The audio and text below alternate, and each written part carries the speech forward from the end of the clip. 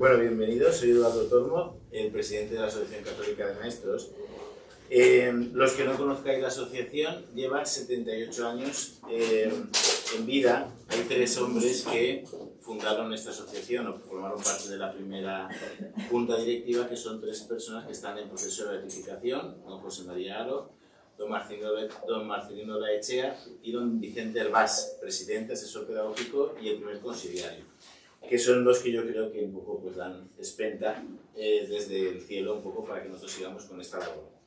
Entonces, acompañamos a maestros, a niños y a familias. Este curso TEA, Ideas Claves e Intervención con Alumnos con Trastorno Autista, en colaboración de nuevo con la UCV, algunos que habéis estado en el curso anterior de necesidades específicas de apoyo educativo, hemos estado durante 9 charlas hablando sobre diferentes necesidades educativas, y el TEA en concreto vimos conveniente sacarlo del curso anterior porque veíamos que había que profundizar con más calma. Yo soy maestro de primaria de cuarto y se lo estaba comentando a María que llevo 25 años en la docencia, en infantil y en primaria, he intercalado las etapas, y desde hace 8 años ininterrumpidamente, y ya me han dicho que el año que viene también tengo alumnos con TEA, y es novedoso porque los que yo tenía antes sí había encontrado niños autistas de estar con unas características muy concretas de aislamiento, pero con todas estas características que tienen ahora, la verdad es que yo desde hace 8 años, esos son los niños que yo tengo, ¿no? Y por eso habíamos visto conveniente hacer un estudio aparte, ¿no? Un poco más profundizado. Algunos datos pequeños que voy a dar. Del curso pasado a este curso ha aumentado un 13%, ¿no? Solo en España. Hay 83.000 estudiantes TEAs en España, 500.000 contando los adultos, en una población de 50 millones. Este incremento se viene produciendo de manera continuada en los últimos 13 años. Llevan 13 años que se va incrementando la cifra de personas autistas en España. Entonces, ante todas estas cosas, pues hemos visto conveniente, ¿no? Hemos pedido a María, profesora de la UCV también, si nos pudiera ayudar, y bueno, pues solo puedo dar gracias. Se ha ofrecido enseguida poder hacer este curso y muy agradecidos para poder un poco esclarecer esta situación y ver cómo podemos ayudar a estos niños. Comenzamos con una oración. Un día antes de la muerte del Papa Francisco, realizó la bendición Urbi et Orbe para la Pascua del 2025. Habla de muchas cosas, yo no sé si la habéis podido leer, sobre todo, no sé si alguien la ha leído aquí, tenéis que leer un poco más. En la bendición aparecen todos los países que están en guerra, todos. Vietnam, no sé cuántos, ¿lo has leído? Pues es muy interesante, ¿no? Hace un estudio un poco de todas las situaciones bélicas o conflictos que hay en el mundo. Y habla un poco de vivir en actitud, me gustó mucho, en confianza con Dios y en confianza con los demás, ¿no? Y a partir de ahí, pues leemos una lectura, ¿no? En oración. Del profeta Jeremías. Bendito el hombre que confía en el Señor y pone su confianza en Él. Será como un árbol plantado junto al agua, que extiende sus raíces hacia la corriente.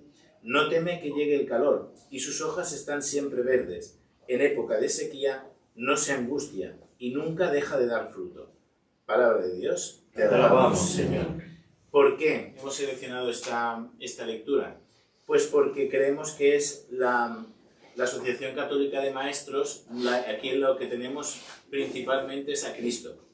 No tenemos otra cosa más que a Cristo y no podemos ofrecer más que a Cristo, porque es lo que a nosotros nos ha regalado vida, esperanza, confianza y unos ojos para poder educar a los niños, sabiendo que todo lo tenemos que poner de nuestra parte, pero sabiendo que dependemos un poco también de que el Señor nos vaya guiando, ¿no? Así, nosotros, yo no sé si habéis visto la entrada, hay una frase a la entrada de la asociación.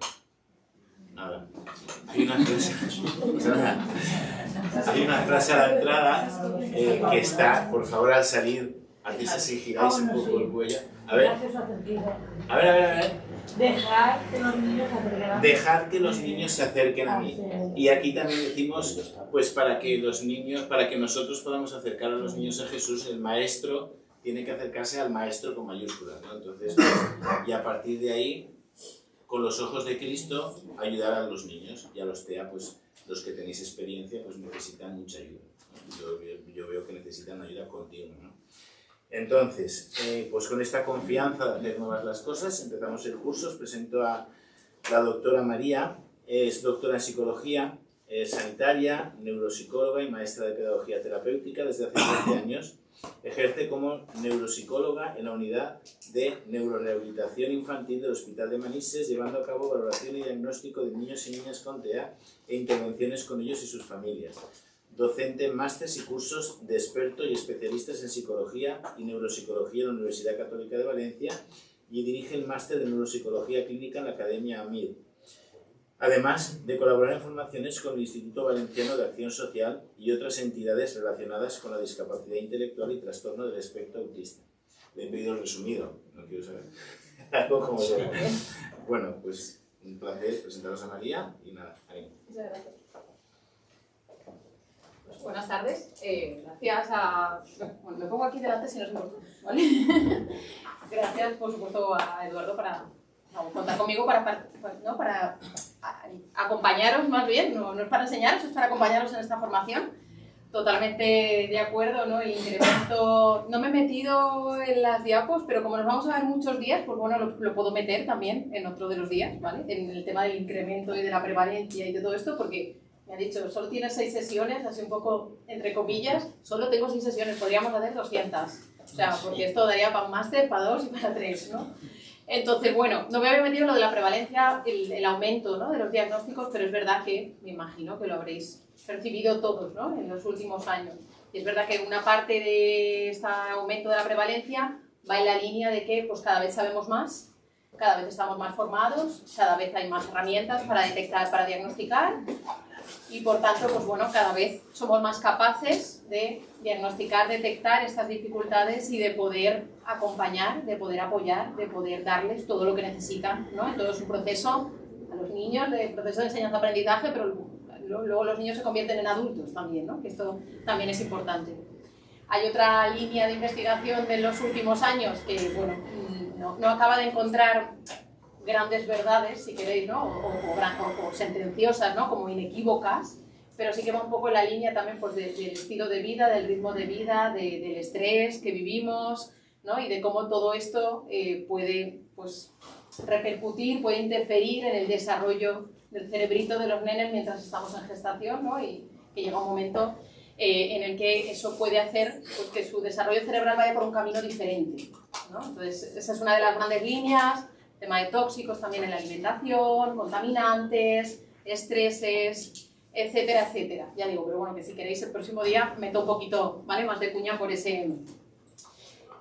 bueno, si os parece, empezamos con una tormentita de ideas, así un poco una lluvia de ideas, porque como hay perfiles muy distintos seguro y venís de distintos sitios y por intentar ajustarme también, ¿no?, a lo que tenemos aquí, entonces me gusta empezar con algo así de qué sabemos sobre el TEA, ¿no? En general, el TEA, pues el TEA sabemos que es muy amplio, el TEA son muchas cosas, el TEA no sabemos lo que es, ¿no? A veces es, pero es, mi madre muchas veces me dice de broma cuando me pongo a contarle cosas, cariño, pero ¿qué no tendré yo también TEA? ¿No? Al final, porque al final me dices, y es que tanto me dices, ¿no? Tanto te pones a rascar y tan amplio es, que como es, ¿no? Si nos miramos a nosotros mismos, todos nos encontramos rasgos de estos que nos han dicho, ¿no? Entonces, bueno, ¿qué sabemos sobre el TEA? Entonces os lanzo la pregunta, ¿qué sabéis sobre el TEA? ¿Qué no sabéis? He puesto por ahí varias, ¿qué sabemos? ¿Qué no sabemos? ¿Qué me gustaría saber? ¿Qué cosas he oído y no sé si queréis, no sé si se puede, Sí, claro. ¿sí? Participar en esto, ¿sí? Pues, ¿alguien se anima? ¿Qué es el TEA? ¿Qué son los trastornos del espectro del autismo? ¿Qué sabéis? Pues el cerebro les funciona de una manera diferente, ¿no? ¿Ok? La estructura es diferente. Y luego hay diferentes grados. ¿Vale? Diferentes La grados. nomenclatura ha cambiado hace relativamente poco. Muy bien. Y pues depende del grado, tienen unas características u otras. Son funcionales o no lo son. He dicho algo, lo primero es súper importante, ¿no? Es una forma de un funcionamiento cerebral diferente. Es verdad que a nivel de estructuras cerebrales, vengo de la parte de neuropsicología, ¿no? Entonces a nivel de estructuras cerebrales, pese a que pues, los estudios de investigación sí que dicen pues que hay estructuras que o son más grandes o son más pequeñas o tienen un desarrollo diferente. Luego es verdad que a nuestros peques, luego todos pasan por neuropediatría, pasan por resonancia, pasan por tal, y es verdad que no aparecen esas grandes diferencias, ¿no? Quizás aparecen pues en investigación, donde hilan muy fino, ¿no? Donde van a buscar más, pero sí que es un procesamiento diferente, ¿no? Ese cerebro, aunque aparentemente, nosotros le explicamos a los papás, la resonancia es una foto, ¿no? Del cerebro, pero no me dice cómo se hablan las neuronas entre ellas, ¿no? No sé cómo se hablan las distintas partes del cerebro. Entonces, claro, la foto, pese a que la foto pueda ser igual, ¿no? Pues nuestra foto podría ser dos personas morenas con el pelo igual, ¿no? Con gafas, con tal, podemos ser iguales, pero nuestro funcionamiento, ¿no? Nuestra forma de es diferente, ¿no? Esta parte es tremendamente importante. Y es diferente, no sabemos, o sea, no es ni mejor ni peor, ni esto de que tienen pues grandes habilidades, sí o no, o bueno, pues como nosotros también, ¿no? Como cada uno de nosotros, que igual a alguien se le da maravillosamente dibujar, a mí se me da tremendamente fatal, ¿no? Entonces, bueno, cada uno tiene también sus habilidades. Has hablado también de niveles, ¿no? Hablaremos niveles de... ¿Perdón? Se refiere más a niveles de apoyo. Gracias. Niveles de apoyo, ¿no? Exacto. Porque es verdad que la traducción en los manuales diagnósticos pone nivel de gravedad. Yo insisto siempre en que el nivel de gravedad creo que es un error de traducción garrafal, pero que son niveles de apoyo. De hecho, luego cuando lees, lo veremos, ¿no? Son niveles de apoyo y lo que habla es cuánto apoyo necesita ese peque, ese adulto, ese adolescente, ese bebé, para ser lo más funcional posible o para desarrollar al máximo posible, ¿no? sus capacidades. Por eso, lo de ser más o menos funcional, es verdad que lo veremos también, ¿no? Y lo decimos siempre, yo igual en algún momento también hablo de pues, más funcional o menos funcional, y eso a las personas que son de ese nivel 1 de apoyos que veremos, ¿no? Que es como que necesitan poquitos apoyos, ¿no? Para ser funcionales. Luego cuando hablas con ellos en el día a día te dicen, bueno, funcional, eso lo dirás tú, ¿no? Es un poco porque luego son gente también que tiene muchísimas dificultades en su día a día, porque al final su cerebro está procesando de una manera diferente la información que le viene de fuera y por tanto, bueno, pues es como si yo mañana me voy a Japón, ¿no? Que no solo es una cuestión idiomática, que ya es bastante, sino también es una cuestión cultural, es una cuestión social, ¿no? Es una cuestión, me tengo que adaptar a ese mundo totalmente diferente en el que no sé qué tengo que hacer ni de qué manera, ¿no? Ni porque como no me lo explique alguien, no sé cómo funciona esto, ¿vale? Pero es verdad que yo tengo, en principio, unas habilidades, unas destrezas, que si me voy a Japón, pues bueno, me costaría más o menos, pero sería capaz, al final, más o menos de adaptarme. También es verdad que hay gente que nos adaptamos mejor y gente que nos adaptamos peor, ¿no? A cambios así tan significativos. Y esto es lo mismo, lo que pasa a estas personas con un nivel 1 dentro del TEA, que tienen buen funcionamiento, ¿no? O aparentemente buen funcionamiento. Si habéis leído pues, por redes sociales, ahora hay muchísima gente. Es verdad que, bueno, por un lado hay muchísima gente que parece que todo el mundo tenga TEA ahora mismo, pero a mí me gusta mucho escuchar a esas personas con niveles 1, con buen desarrollo del lenguaje, porque te cuentan, ¿no? Te pueden explicar cómo funciona su procesamiento, cómo perciben la información, cómo reciben, cómo son capaces de no entender el mundo que les rodea, ¿no? Cómo ven una sonrisa y en ese momento no saben a qué viene esa sonrisa, ¿no? O ven una cara de así y no saben por qué tiene esa cara. Y es una persona, en principio, con todo su funcionamiento cognitivo, igual que cualquiera de nosotros, ¿no? Con memoria, atención, funciones ejecutivas y todas estas cosas, ¿no? ¿Qué os gustaría saber? Porque como nos vamos a ver muchos días, pues bueno, así me voy adaptando también. ¿Qué os gustaría saber? ¿Qué necesitáis? Yo es que me pregunto, ¿por qué tantos casos últimamente, cada vez más? Me imagino que nos lo explicarás, ¿no? Y tú hablas de alimentación, de estrés. ¿La vacuna puede tener algo que ver? Me acaba de decir Eduardo. Me lo ha preguntado antes, no, Petit Comité, me lo ha preguntado Petit Comité. El tema de las vacunas, lo que estaba diciendo en las últimas revisiones, es verdad que, pues, vacunas me imagino que te refieres ahora mismo a la vacuna del COVID, ¿no? En general todas. Me han dicho en Bélgica que están diciendo ahora que están diciendo que no vacunan a los niños porque no deja de ser. Es que lo del tema de las vacunas en su día vino de un gran estudio que se publicó en la revista Nature, que es una revista pues, muy potente a nivel de investigación en general, ¿no? En ciencia en general, no solamente en autismo. se publicó una investigación en la que se sentenciaba, ¿no? se concluía una causa-efecto clarísima con la triple vírica, creo que era, exacto, la triple vírica y el desarrollo del autismo, ¿no? Esa investigación, ese artículo, se obligó legalmente a retirarlo y a poner una indemnización económica importante porque se descubrió que se había manipulado la información. Esto no lo digo yo, lo dice lo legal, ¿no? en su día. Se manipuló la información porque se seleccionó la muestra para la investigación un poco cogida a dedo, ¿no? Es decir, pues si yo en este momento pues digo, mira, tú, los hombres que estáis aquí fuera, y os dejo solo a las mujeres y hago un estudio y digo, los únicos que se han apuntado a la formación de ACVAL son mujeres. A los hombres no les interesa, ¿no? Es porque yo he seleccionado, ¿no? Entonces, no fue así tan exagerado, ¿no? Pero fue una cosa un poco así. Se seleccionó la muestra, entonces en investigación hay algo que es muy peligroso,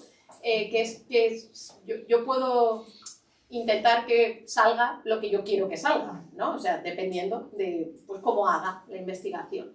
Entonces, eso fue hace muchísimos años, no recuerdo mal, 80 y tantos, 70 y tantos, se me van un poco las fechas, pero es verdad que eso atrajo muchísima cola, ¿no? Eso ha traído cola hasta hoy en día y nos hemos subido ahora al carro también con la vacuna del COVID, obviamente. La vacuna del COVID es verdad que hace relativamente muy poco tiempo que nos ha pasado todo esto, todavía queda muchísimo por investigar y quién sabe, no sé lo que puede suceder más adelante. A día de hoy, lo que se ha visto en los estudios es que no tanto el haberse puesto o no haberse puesto la vacuna del COVID, ni los niños, ni siquiera madres embarazadas en ese momento, y no tanto el haber sufrido el COVID, ni el niño, ni la madre embarazada en ese momento, sino que lo relacionan más con la situación de estrés, de miedo, de incertidumbre, de pánico vivida durante toda esa época. Porque es verdad que esa situación de estrés, igual que de eso sí que hay muchos estudios en su día, situaciones vividas, pues situación de maltrato, situación de trauma durante la gestación, sí que se ve cierta, en los estudios nunca se habla de causa-efecto, no se habla de correlación, bueno, a mayor esto, mayor lo otro, pero no quiere decir que siempre vaya a pasar, ¿no? Es muy complicado. Por eso digo que lo que a día de hoy, lo que dicen sobre las vacunas, lo que dice la investigación, no es esto. ¿Verdad que aquel estudio de Nature coincidió que los niños, la triple vírica se pone a los 12-18 meses, que más o menos es el momento, ¿no?, en el que se empieza a observar la sintomatología más notable, ¿no?, en los nenes con TEA. Entonces, claro, era fácil de hilar, ¿no?, en ese contexto. Ya digo, los estudios van más por contaminantes, por el tema de eso, el estrés vivido, de gestaciones cada vez también más tardías, ¿no?, de toda la situación, el tipo de vivencia, el estilo de vida que tenemos en este momento, pero es verdad que, ya digo, causa-efecto a día de hoy seguimos sin saber nada de verdad. Lo que sí que se sabe es la otra parte, ¿no?, que cada vez sabemos más y por tanto cada vez se diagnostica más, cada vez se detecta más. Yo siempre le digo a los papás cuando hacemos diagnóstico y le explicamos, siempre les digo, seguro que si echáis la vista atrás, yo misma pienso en hace 30 años cuando yo iba al cole y claramente yo tenía un compañero en clase que hoy tendría diagnóstico de TEA, clarísimamente. En su día no tenía diagnóstico de TEA, no tenía diagnóstico, yo creo recordar que de nada, ¿no?, en ese momento, ¿no? Entonces, bueno, ahora cada vez somos más capaces de detectar estas diferencias, ¿no?, y estas necesidades en ese sentido. ¿El tema del trastorno generalizado del desarrollo queda también TEA? Sí, ahora lo vemos eso también, ¿vale? En la clasificación, porque como habías dicho, ¿no?, que ha cambiado la clasificación reciente. ¿Hay psicólogos por aquí? ¿Hay alguien? Sí, psicólogas por ahí. ¿El resto sois maestros? ¿Sí? No. ¿Sois de todo? ¿Sois mamás? Monitores. Vale. Por eso, por ir acoplándome un poco también, ¿vale? Pero ahora lo vemos lo de la terminología, porque eso sí que yo creo que es muy importante que tengamos claro de qué hablamos, ¿no?, con los nombres. Efectivamente ahora todo es trastorno del espectro del autismo, ¿no? Todo entra dentro del trastorno del espectro del autismo. Bueno, si se os van ocurriendo más cositas por ahí, me vais diciendo, ¿vale? Que si no yo pongo la directa y la liamos. ¿Qué vamos a ver? Pues entre hoy y el jueves que viene Vamos a ver la parte de conceptualización, explicar qué es el TEA, qué son los trastornos del espectro del autismo, ¿no? La sintomatología, los signos de alerta y de detección precoz, sobre todo, es verdad que están más pensados como en la primera etapa, ¿no? De 0 a 3, de 0 a 6, pero bueno, también hay signos de detección, ya no es tan precoz, pero de 6 a 12, incluso a la secundaria también, porque sí hay diagnósticos que se hacen a edades muy tardías.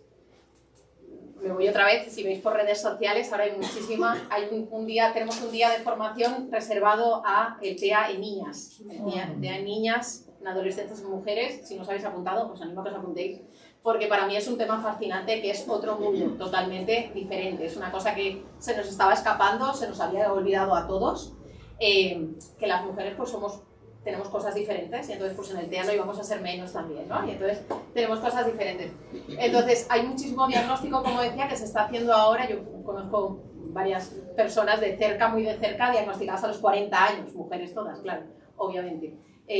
40, 50, 60, pero también hay hombres, ¿no? Últimamente, además, incluso actores salen mucho por redes sociales también, diagnosticados a edades muy, muy avanzadas, ¿no? Para lo que pensábamos, si nos vamos hacia atrás, hace 30, 40 años, el TEA solamente estaba en niños, ¿no? Era como que llegaban a la edad adulta y el TEA nadie sabía muy claro si desaparecía, si se curaba, no sé. Pero la cuestión es que no habían adultos con TEA, ¿no? Los adultos tenían otras cosas. Jesús. Y luego, evaluación en el entorno escolar, por daros ayudas, pinceladas. Es verdad que ya digo que realmente al punto 3 vamos a llegar con todo lo demás, ¿no? Pero bueno, algunas directrices, ¿no? O algunas pautas. Esto es lo que vamos a ver.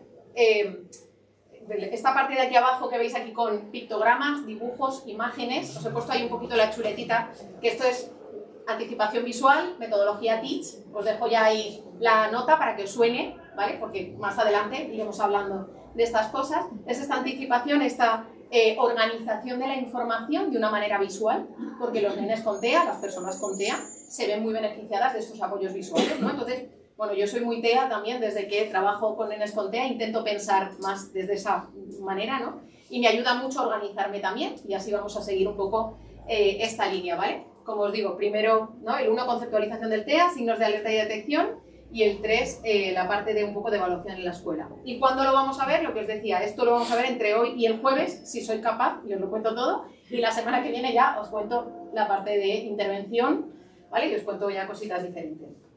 Entonces, ¿empezamos? ¿Os parece? Pues, empezamos. ¿Veis? Metodología TEACH. Anticipación visual, empezamos. A mis niños, ¿no? Tendría mis pictogramas, primero esto, segundo esto, tercero esto. Vamos a empezar por el 1. Normalmente las anticipaciones las ponemos de izquierda a derecha porque es como está aprendida la lectoescritura, ¿no? Aprendemos a escribir, por lo menos en nuestra cultura, ¿no? De izquierda a derecha. Es verdad que también se pueden hacer anticipaciones de arriba a abajo, que es un poco las dos líneas, ¿no? De izquierda a derecha o de arriba a abajo sería como lo más natural, lo más fácil de pensar, ¿no? Desde arriba hasta abajo. Perdón. Para hablar con los críos, ¿siempre tienes que usar el pictograma o...? No, para hablar con ellos no tiene por qué, para anticiparles sobre todo qué es lo que va a pasar, y también depende del perfil, vamos a ir viendo también, depende de las necesidades. Como estamos de monitoreo, claro. Muchas veces la asociación que estamos, pues usa el pictograma para decirle no sé qué, o usa, y a lo mejor le dice, vámonos al parque, sin el pictograma, y a lo mejor sí que te entiende. Claro, depende de la situación y depende de la necesidad, sobre todo pictogramas cuando es una secuencia más larga o cuando le vas a anticipar algo que no le gusta tanto y después va algo que le gusta, ¿no? A lo mejor si estamos en el parque, pues vámonos al parque, le sirve y vámonos al parque, lo entiende perfectamente, nos vamos, pero ¿y si después del parque va, no lo sé, vamos a lavarnos las manos? Igual lo de lavarnos las manos no nos gusta mucho, pues probablemente a la hora de pasar del parque a lavarnos las manos igual sí que nos ayuda más. ¿Cómo Toda. puedo detectar yo que un crío está teniendo la TEA? O sea, ¿cómo...? Vamos a ir viéndolo. Ah, vale. ¿Vale?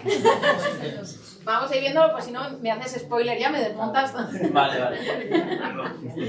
¿Vale? Empezamos entonces por el 1. Trastornos del neurodesarrollo, el TEA está dentro, por lo que decías de la clasificación, el TEA está dentro de trastornos del neurodesarrollo, ¿vale? Entonces, dentro de trastornos del neurodesarrollo es una de las clasificaciones diagnósticas dentro del manual diagnóstico que utilizamos en psicología, que es el DSM, que que a día de hoy ya vamos por DSM-5-TR, en la revisión, ¿vale? Entonces, ahí dentro tenemos mucho de lo que ya habéis visto, ¿no? En la parte anterior: discapacidad intelectual o trastorno del desarrollo intelectual, trastornos de la comunicación, el TDAH, famoso TDAH también, los trastornos específicos del lenguaje, el TEA, que lo tenéis ahí arriba, los trastornos motores y otros trastornos del neurodesarrollo. En los manuales diagnósticos les gusta mucho siempre luego dejar un cajoncito de, bueno, el que sabemos que no tiene un procesamiento de la información como cabría esperar, pero no nos encaja exactamente en ninguno de los anteriores, ¿no? A veces hay otros trastornos del neurodesarrollo. Lo que os decía, nosotros nos centramos solo en el TEA, porque ya habéis visto todo lo anterior, ¿vale? Este es el manual que os comentaba, 8, donde están todos los trastornos mentales. Es verdad que aquí hay mucho debate también, hasta qué punto los trastornos del neurodesarrollo deberían estar dentro de este manual que habla de trastornos mentales. Bueno, es verdad que es una cuestión también de nomenclatura arrastrada durante muchísimos años. ¿Qué dicen en este manual? En el DSM cambian la terminología y ahora está todo dentro del TEA, el trastorno del espectro del autismo, ahora lo vemos también.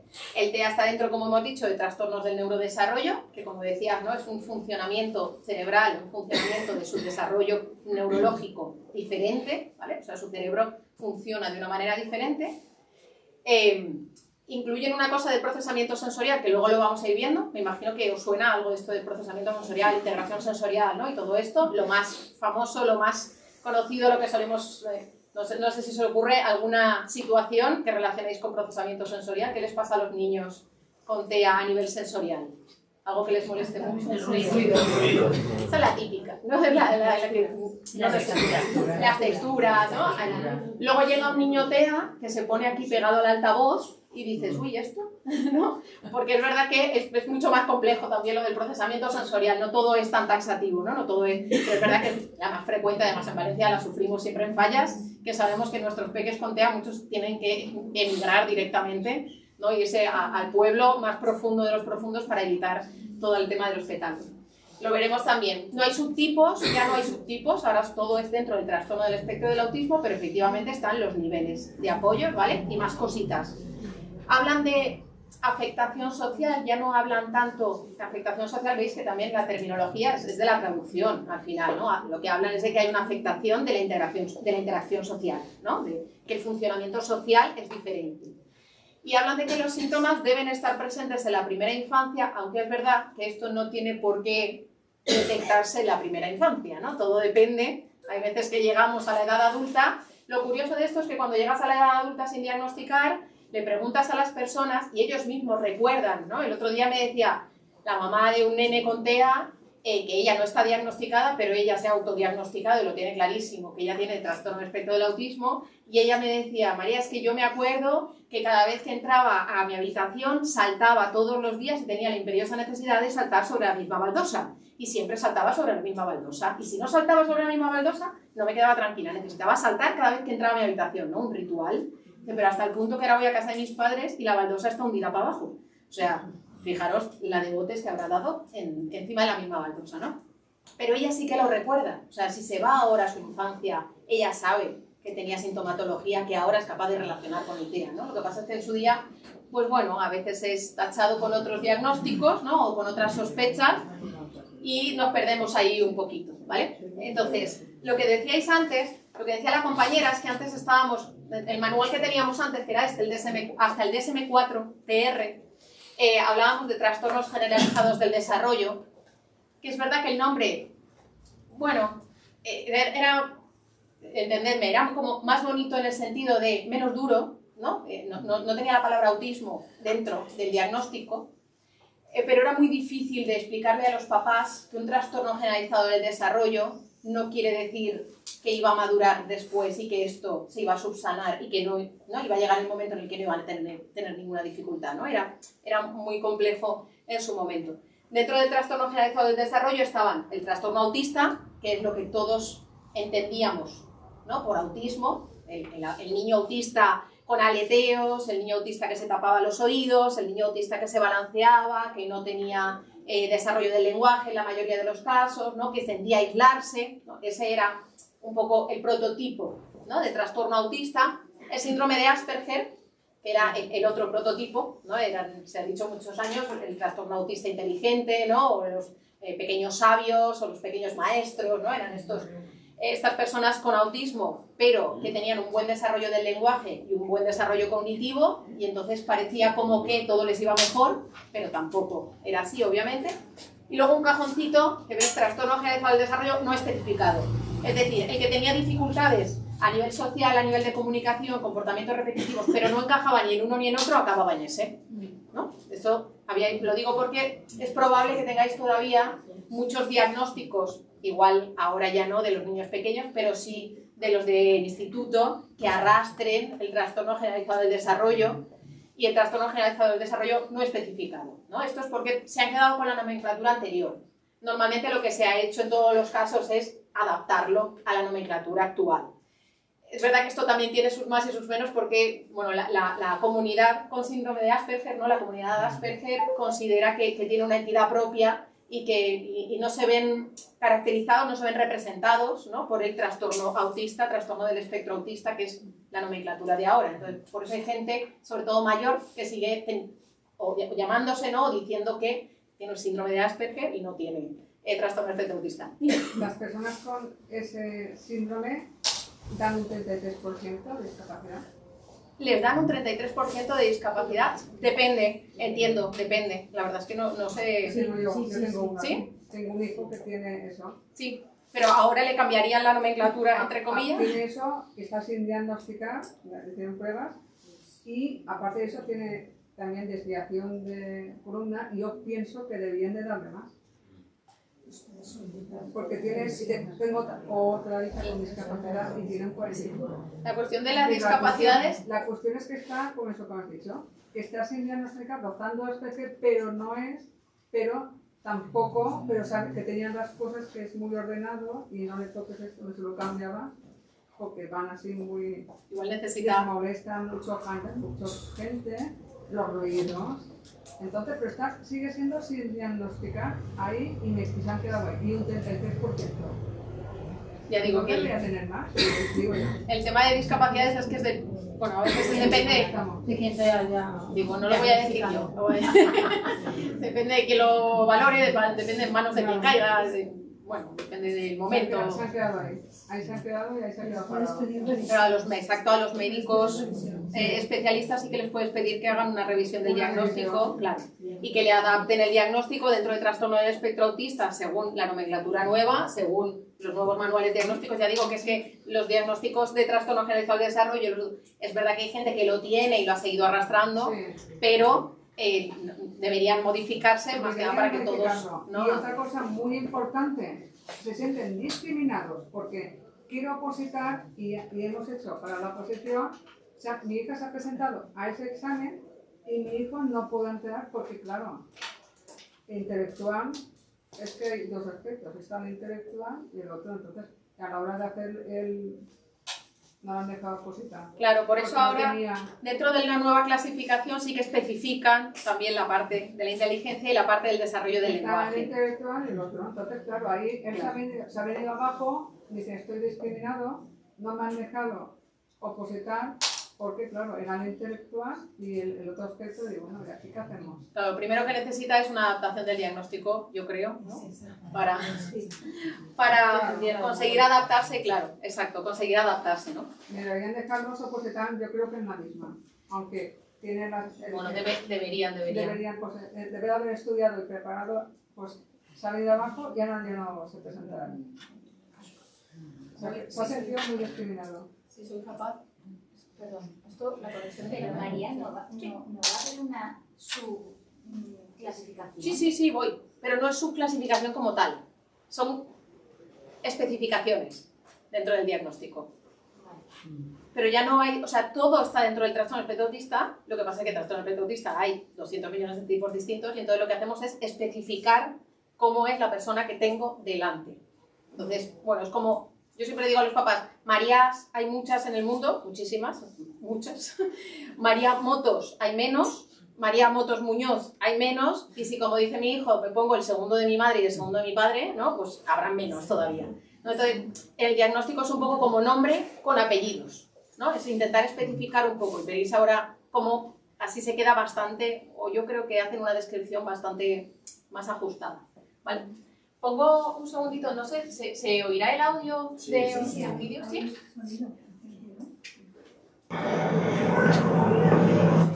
Es nada, un minuto en la vida de un niño con autismo, ¿vale? Nada, es un...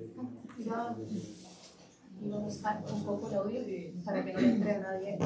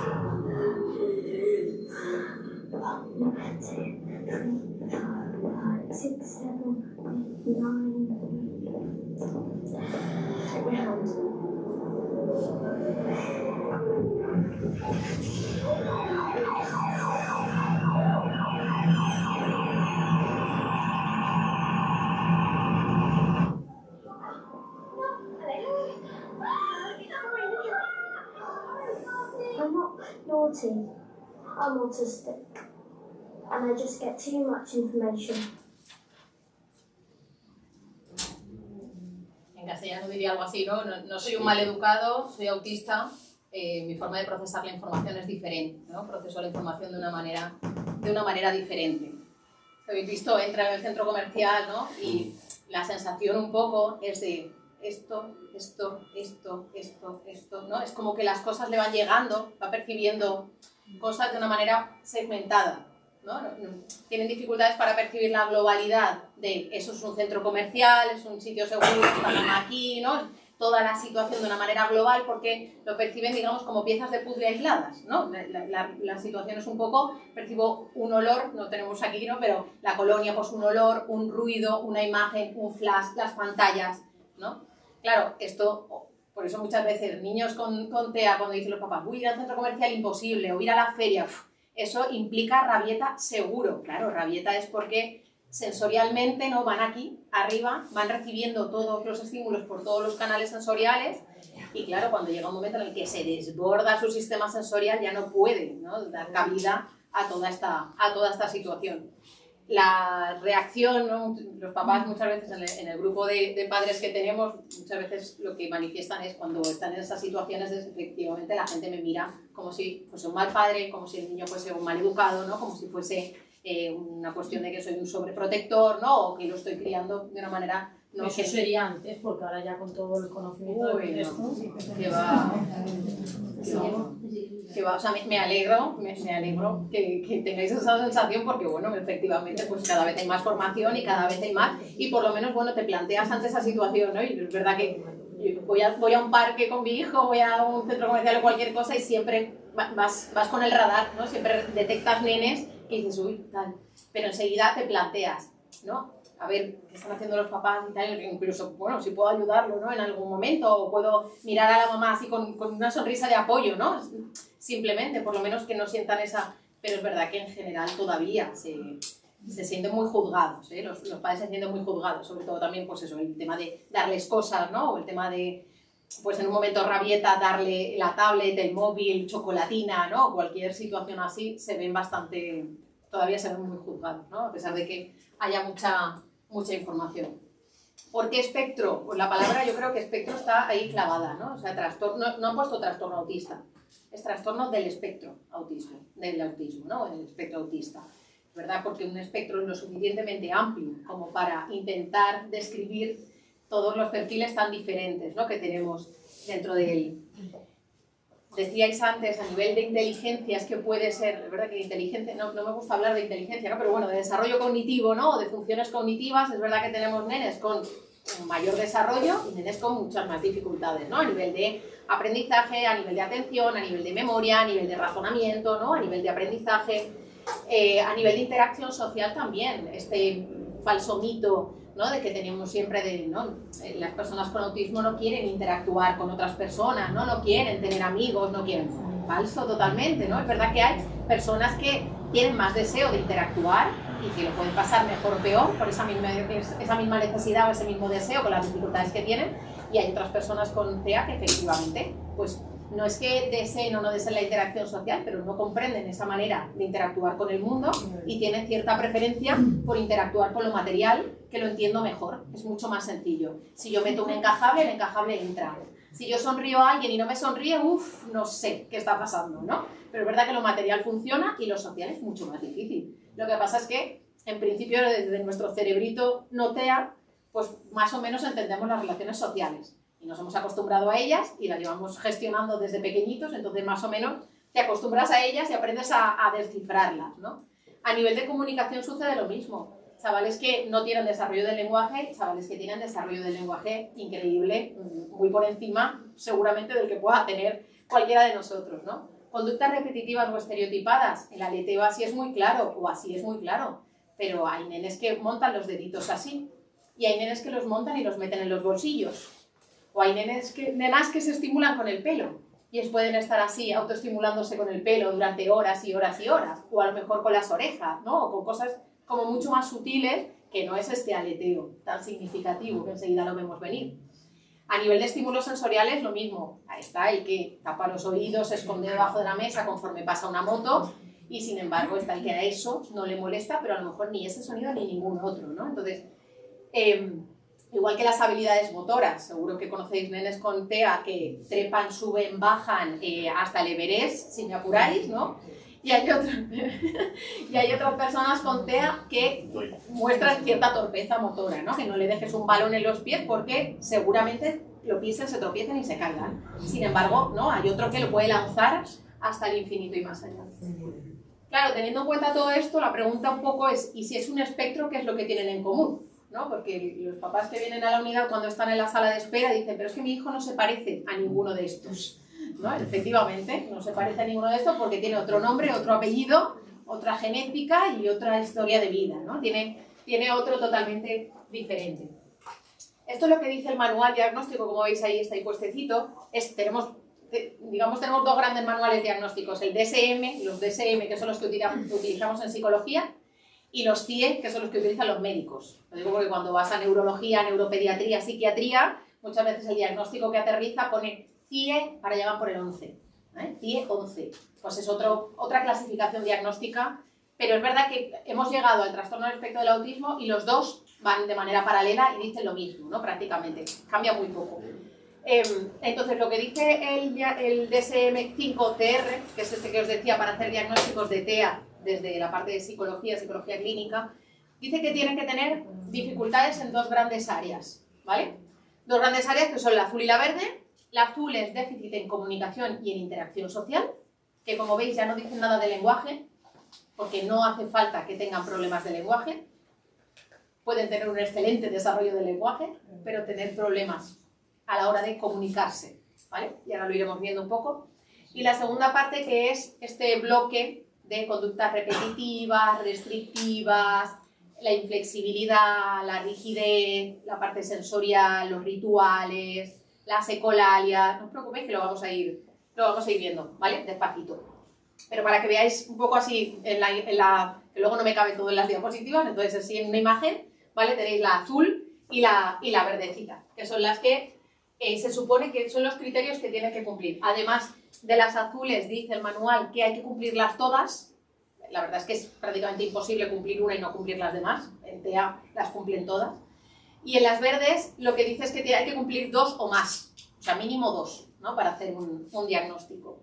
Y además lo que dicen es que lo tiene que cumplir actualmente o por los antecedentes, ¿no? Lo que os decía. Porque hay niños que cuando son pequeños tienen todas estas dificultades, luego van evolucionando, les dan terapia, atención temprana, mejoran y llega un momento en el que dicen los papás, no, pero si ya no tiene todas estas dificultades, ya, pero la vida sigue la evolución sigue y las exigencias del entorno también siguen.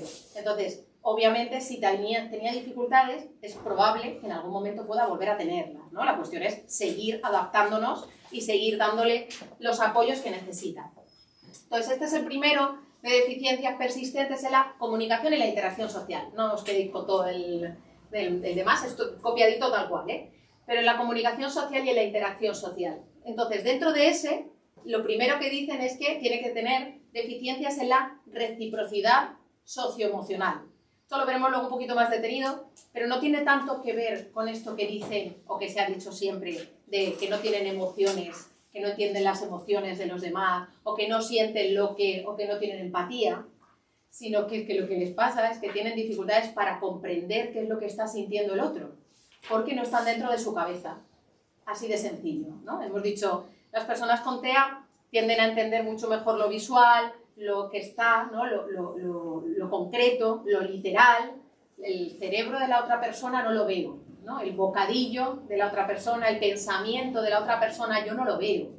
Yo puedo inferir, os miro así de vez en cuando, tal, a todos, y puedo inferir, pues el que me mira más, el que me mira menos, el que me hace así, pues yo infiero, me imagino, lo llaman imaginación social, ¿no? Me imagino, pues si os motiva más, si me seguís, si no me seguís, ¿no? Os presto más atención, os pregunto, tal. ¿En función de qué? En función de vuestra expresión facial, ¿no? De vuestra postura corporal. Si yo no entiendo que vuestra expresión facial me está diciendo algo, pues no me voy a adaptar, ¿no? Este es un poco el punto. Por eso luego las personas con TEA dicen, no, es que cuando yo sé lo que le está pasando al otro, lo sufro igual que él. De hecho, de verdad, lo sufre muchísimo. Una de las personas que os decía que tiene diagnosticada con TEA a los 40 años, una mujer con todo el tema de la Dana, ella no es de aquí de Valencia y a mí se me ocurrió, no me preguntó que cómo estábamos y se me ocurrió decirle, pues mira, mi marido ha perdido el coche, pero estamos bien y tal. Y yo, la tuve la pobre toda la semana rumiando, dando vueltas y preguntándome, ¿pero estáis bien? ¿Pero estáis bien? ¿No? Era una preocupación porque no sabía exactamente qué estaba pasando, ¿no? No estaba entendiendo exactamente y yo le había dicho que lo estábamos pasando regular, ¿no? Entonces era esa preocupación constante por intentar que yo estuviese mejor porque ya lo estaba pasando tremendamente mal. O sea, que nada de esto de que no sienten, no son empáticos o no son capaces de, no. Lo que pasa es que no lo entienden. Una vez lo entienden, maravillosamente, ¿no?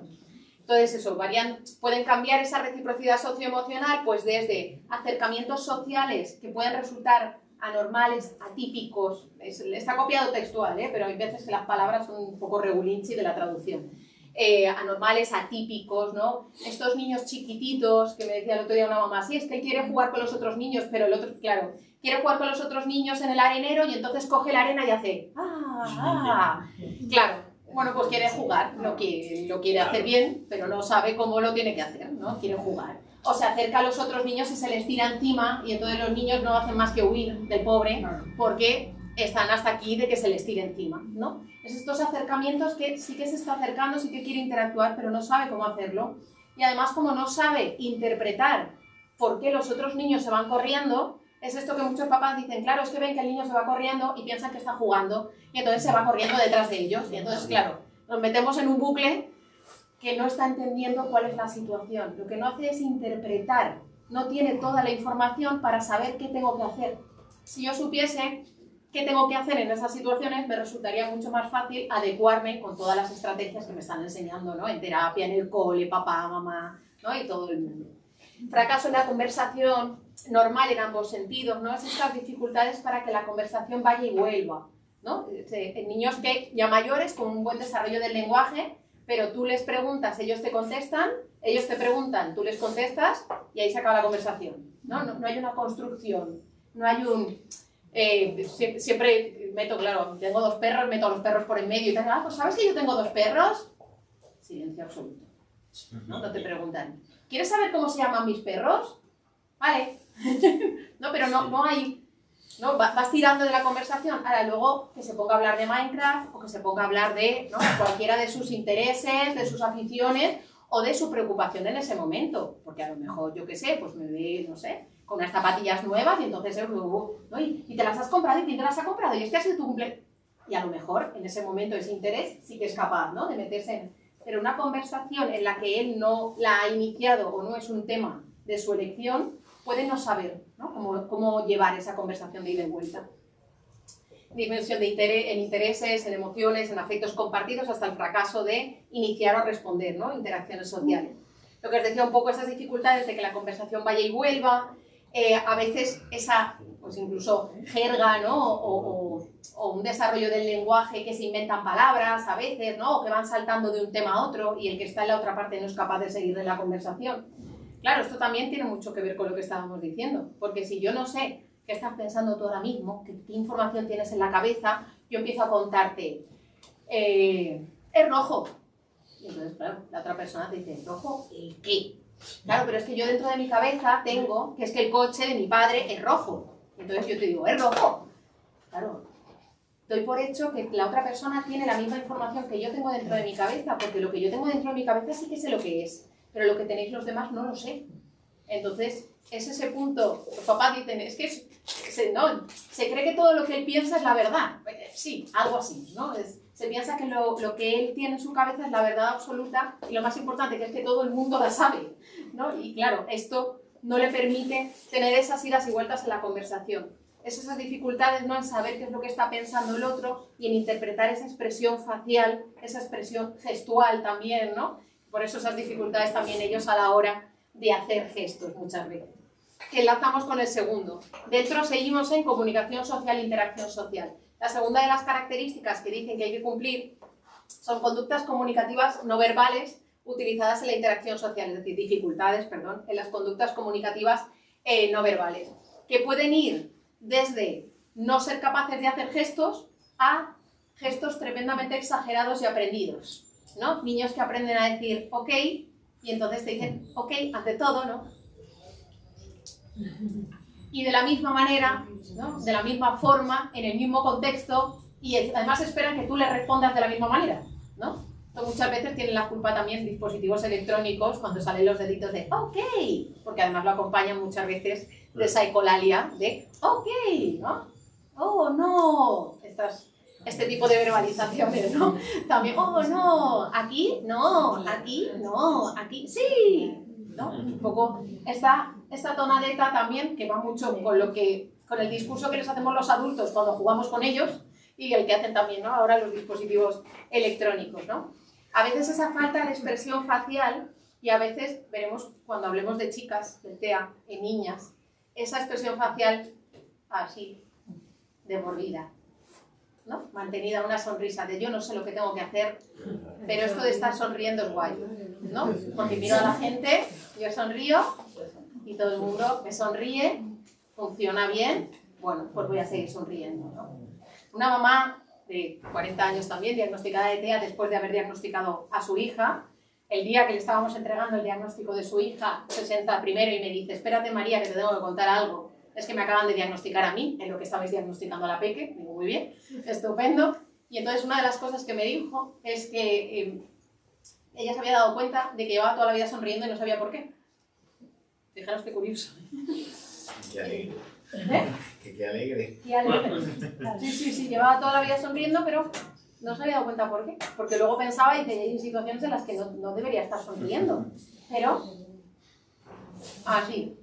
El otro día salió una niña de valoración y lo primero que le dijo a su madre es, mamá, me duelen los carrillos de tanto sonreír. Dato súper importante, cuando salió y la madre nos dijo, ¿sabéis lo que me acaba de decir? Esto. Ostras. Claro, tú ya lo detectas porque la ves así todo el rato, en todo momento, a pesar de la valoración que le estás cascando una detrás de la otra, 1 hora y media preguntándole un montón de cosas. No puede estar tan contenta, tiene que estar reventada. Pero allí estaba con su sonrisa de oreja a oreja, mantenida, ¿no? Es no sé qué gesto tengo que tener y lo mantengo. Esta misma mamá que os decía que se lleva toda la vida sonriendo y no sabe por qué, ella dice, asociándolo también a la de antes, que cuando ve a sus amigas, o sus amigas o sus familiares, que no están o sonriendo, o enfadados, o tristes, no sabe cómo están.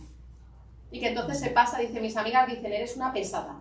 Porque se puede pasar toda la tarde diciendo, pero ¿estás bien? ¿Estás bien? ¿Estás bien? Y que sí, Paula, que estoy bien, pesada, ¿no? Déjame en paz, que no hace falta que estés sonriendo todo el rato, estoy bien, ¿no? Lo que os decía de esas expresiones faciales no interpretadas, ¿no? De una manera adecuada dentro de un contexto, asociado a estas conductas comunicativas no verbales, ¿no? Lo que os decía de los gestos, El tema del contacto visual, esto también da para mucho, ¿no? De toda la vida, de hecho sí, por ahí.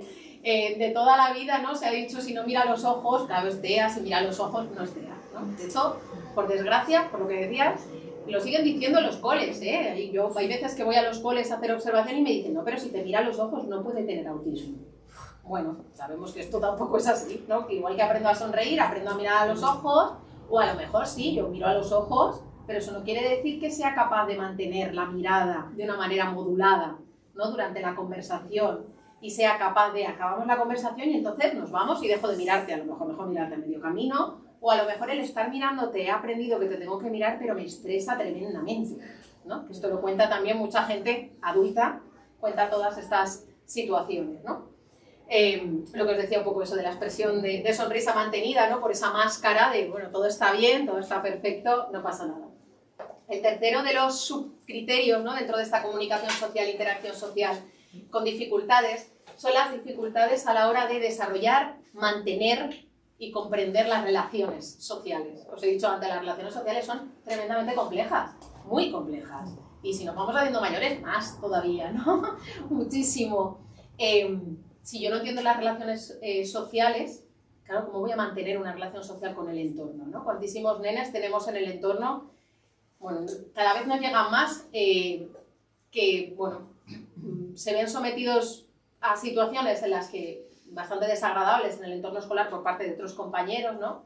Porque ellos tienen la idea de que al cole se va a jugar con los amigos son buenos, ¿no? Entonces los amigos son para jugar, los amigos no me van a hacer daño.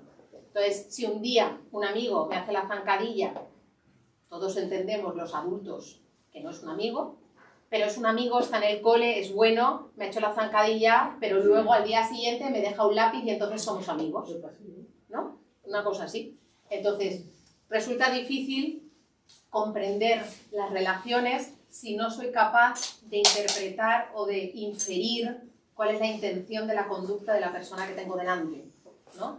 Si la persona que tengo delante me está sonriendo y luego cuando se da la vuelta, yo ya he interpretado y bueno, me está poniendo buena cara, pero no, esto no es así. Entonces yo ya hago mi relación con esa persona en función de la idea que me estoy haciendo, ¿no? En ese sentido. Claro, esto a la hora de tener amistades, esto es uno de los ejemplos dentro de la valoración de uno de los niños, una valoración un día cualquiera, cuando yo le pregunto quiénes son tus amigos, cuántos amigos tienes, ¿no? Dentro de HADOS, que es una de las escalas de valoración que se utilizan, y me dice, le digo, ¿cuántos amigos tienes? Y me dice 28. Claro, y le digo, ¡guau, madre mía! Esos son muchos, ¿no? Siempre es un poco el mismo discurso porque sabes cómo va a evolucionar. Esos son muchos, ¿no? ¿Cuántos niños son en tu clase? 28, obviamente. Entonces digo, ¿y quién es tu amigo preferido? Me dice Samuel, Aarón, Mario, Mar, Hugo, Guillermo, Carlos, Laura, y así hasta los 28 niños de su clase, que si me apuráis además los dicen en orden alfabético, en orden de lista, claro. Obviamente, además que te lo van diciendo con apellidos también. Y le digo, ¿pero no tienes un amigo más preferido que los demás? Y me dice, sí, claro. Y le digo, ¿quién es? Y me dice, Samuel. Le digo, ¿por qué es tu amigo preferido? Y la explicación de un niño de 9 años me dice, porque nos conocemos desde la guardería y vivimos en la misma calle. ¿Y qué te gusta hacer con Samuel? Nos sentamos juntos en clase y en el patio. Y me dice, a veces juego con él. Y le digo, ¿y a qué te gusta jugar con él? Y me dice, bueno, él siempre juega al fútbol. Claro, yo le pregunto, ¿y a ti te gusta jugar al fútbol? Obviamente no me gusta jugar al fútbol. ¿Y a ti te gusta jugar al fútbol? Y me dice, no, no me gusta nada, lo odio, siempre quieren jugar todos al fútbol. Obviamente Samuel y mi niño, amigos no son, ¿no? Desde fuera todos lo percibimos, pero mi niño va con Samuel desde la guardería, viven en la misma calle, se sientan juntos en clase, todo ok, todo chapo, somos amigos, ¿no? El día que Samuel se va a jugar con los del fútbol, bueno, pero no pasa nada porque Samuel es mi amigo. Samuel llegará un día, obviamente, en el que cada vez tendrán menos cosas en común y aunque lo quiere mucho, lo cuida mucho y todo mucho, pero seguramente cuando vayan a irse al cine o cuando vayan a irse a cualquier cosa, pues seguramente no se irá con mi niño porque tendrán intereses totalmente diferentes, ¿no? Entonces esto es lo que nos suele pasar. No es, Samuel no tiene mala intención con él, o además Samuel lo conozco también, no tiene mala intención con él para nada, pero es verdad que son totalmente distintos, pero mi niño no se ha dado cuenta de que eso no es una relación de amistad, no es una relación recíproca, ¿no? De ida y vuelta. Un poco lo que comentábamos, ¿no? Las situaciones de aislamiento, se puede dar aislamiento. Otra cosa también que suele pasar muchas veces es que, y esto en las niñas pasa mucho, que cuando yo tengo una amiga, y esa amiga es mía, ¿no? Esa amiga es mía y de nadie más, ¿no? Entonces, mi amiga Laura, yo voy con ella a todos los sitios, Laura se sienta aquí, yo me siento al lado, Laura juega a esto, yo juego a esto, Laura, claro, cuando Laura se va a jugar con otras, cortocircuito totalmente, porque no entiendo por qué Laura está jugando con otras niñas en vez de estar jugando conmigo. No es posesión, no es ser egocéntrica, no es ser una malcriada, ni ser sobreprotector, ni nada de esto, ¿no? Sino que es que no estoy entendiendo qué ha pasado con esta relación de amistad que estaba aquí y ahora de repente no está, ¿no? Me veo no entiendo cuál es la situación, ¿no? Entonces, eso también pasa muchas veces. Dentro de la comunicación hay 3 como grandes pilares que no tenemos que perder nunca de vista, que es la falta de estrategias comunicativas, no de lenguaje, puedo tener un lenguaje excelente, pero comunicativa, la falta de comprensión del lenguaje, incluso aquellos niños que tienen buen desarrollo del lenguaje, tienen dificultades a la hora de comprender el lenguaje. Cuanto más abstracto, peor, ¿no? Más problemas, más literal, más concreto va a ser. Y la falta de anticipación, la necesidad de anticipar, de entender el mundo que me rodea. Si no me lo anticipa nadie, no sé lo que pasa, me angustio más, me molesto más, me desregulo más, me muevo más. Y tengo más probabilidades también por demostrar conductas disruptivas, rabietas, ¿no? Y todas estas cosas. Entonces, algún ejemplo, para que nos pongamos un poco en el contexto, si este es mi niño con TEA y quiere la tortuga que está ahí en el segundo, ¿no? En la segunda bandejita, pero resulta que para pedir la tortuga podría señalar con el dedito, podría decir quiero la tortuga, o podría incluso hacer el gesto, ¿no? De la tortuga, hacer así como si tuviese un caparazón. Si mi niño con TEA no tiene ninguna de esas 3 estrategias, o aunque las tenga, no ha hecho el clic todavía, no ha entendido que el lenguaje está para comunicarse y que nos podemos comunicar con el mundo que nos rodea, obviamente lo que suele pasar es que el adulto empieza a ofrecerle cosas. ¿Quieres esto? No. ¿Quieres esto? No. ¿Quieres esto? No. Y al final acabamos en estallido, ¿no? Obviamente de conducta. Y luego la pregunta del millón es ¿y por qué se ha puesto así? ¿No? Claro, se ha puesto así porque lleva seguramente mucho rato, ¿no? Intentando hacernos entender, o en su cabeza él sabía lo que quería, ¿no? Lo mismo con el déficit comprensivo. Si yo le digo, por lo que decías antes del parque y tal, si yo le digo, tienes que acabar los deberes y luego iremos al parque a jugar y después cuando volvamos a casa nos bañamos. Y entonces la niña se le queda en la cabeza, ha cogido palabras como al vuelo, ¿no? Igual que en el centro comercial, pues ha cogido palabras al vuelo y coge parque, jugar, bañar. ¡Buah, maravilloso! Se ha saltado los deberes.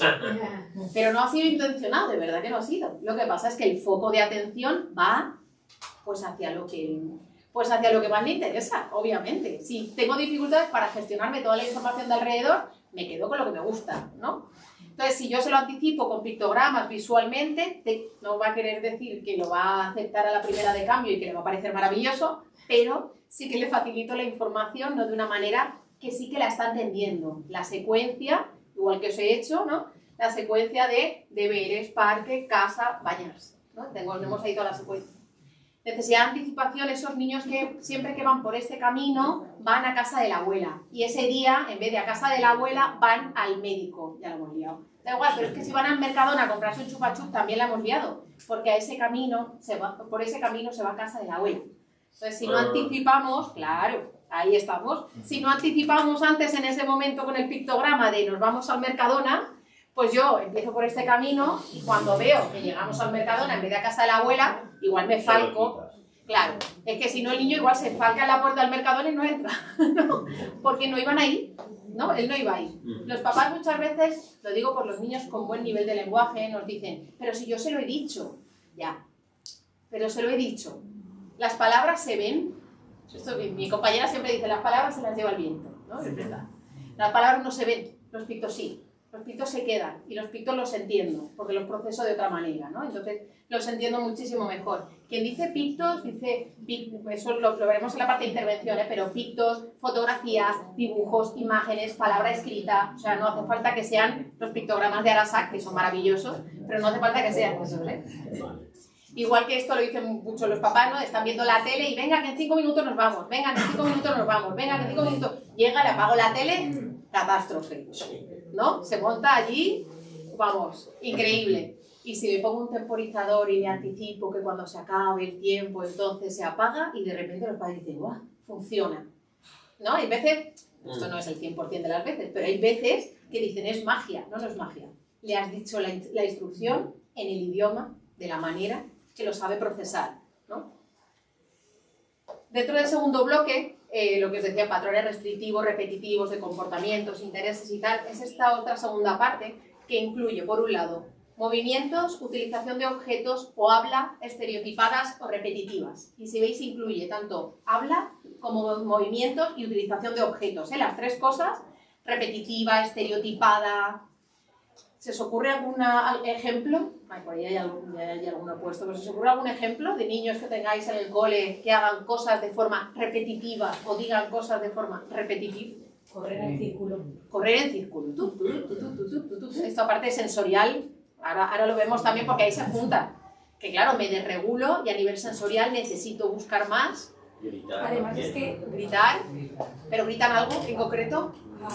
Gritan. Normalmente es ya porque Pega un grito. se les ha llenado el vaso, ¿no? Hasta Sí. arriba, no puede más. Dime, perdón.